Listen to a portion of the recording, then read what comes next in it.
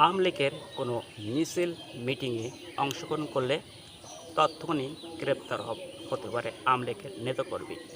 শুধু তাই নয়, ফেসবুকে পোস্ট থেকে শুরু করে ফেসবুকে আওয়ামী লীগের পক্ষ হয়ে যদি কমেন্টস করেন কিংবা আওয়ামী লীগের পক্ষপাতী কোনো পেজে সেই পেজ যদি আপনারা শেয়ার করেন তা থেকেও গ্রেপ্তার হতে পারে, এমন কথা বলা হয়েছে টিভি নিউজে।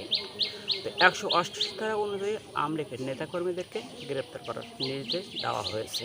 এনসিপি নেতাকর্মীরা নির্বিঘ্নে চাঁদাবাজি করবে, কিন্তু কেউ কিছু বলতে পারবে না। সেখানে আওয়ামী লীগের নেতাকর্মী সাজিয়ে তাদেরকে গ্রেপ্তার করানো হবে। এমন যদি ফেসবুক পোস্ট কিংবা ফেসবুকের কমেন্টস, ইউটিউবে ভিডিওর কারণে যদি আওয়ামী লীগ নেতাকর্মীদেরকে গ্রেপ্তার করা হয়, তাহলে আমার মনে হয় না পুলিশ কাস্টডিতে আসামি রাখার জায়গা হবে।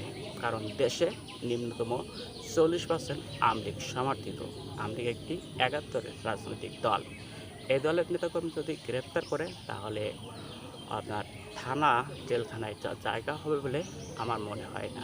সুতরাং একটি অন্তর্বর্তী সরকার কীভাবে এই সমস্ত একটি রাজনৈতিক দলের বিপক্ষ হয়ে কাজ করতে পারে? যদি একটি নির্বাচিত সরকার অন্য কোনো সরকার এসে যদি আওয়ামী লীগের বিপক্ষে কথা বলতো, সেটা হয়তো মেনে নেওয়া যেত। কিন্তু একজন অন্তর্বর্তী সরকার, তত্ত্বাবধায়ক সরকার অধীনে বলাও যায়, সেই সরকার কীভাবে একটি রাজনৈতিক দলকে এত ডিফেরত দিতে পারে?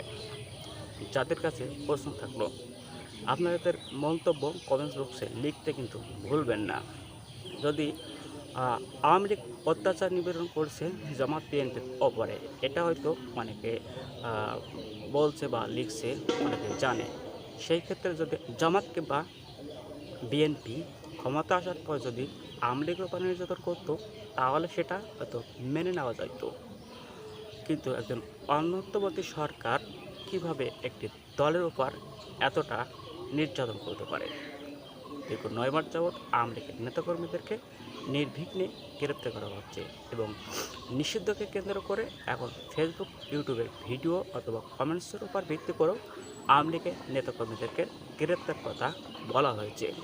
আওয়ামী লীগ ১৯৭১ সাল থেকে আওয়ামী লীগ একটি বড় দল সংগঠিত।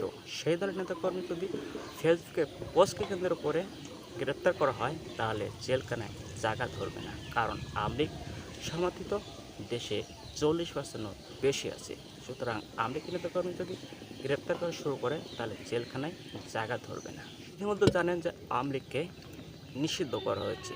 দল হিসেবে না করলেও আওয়ামী লীগের কার্যাবলী নিষিদ্ধ করা হয়েছে যতক্ষণ পর্যন্ত আওয়ামী লীগের নেতাকর্মীদের যে মামলা দেওয়া হয়েছে তার সুষ্ঠু বিচার না হওয়া পর্যন্ত আওয়ামী লীগের কার্যক্রম নিষিদ্ধ করেছে অন্তর্বর্তী সরকার।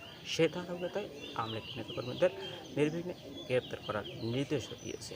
এমন সমর্থনকে আপনারা কীভাবে দেখছেন? আপনারা কমেন্ট বক্সে লিখতে পারেন। ধন্যবাদ।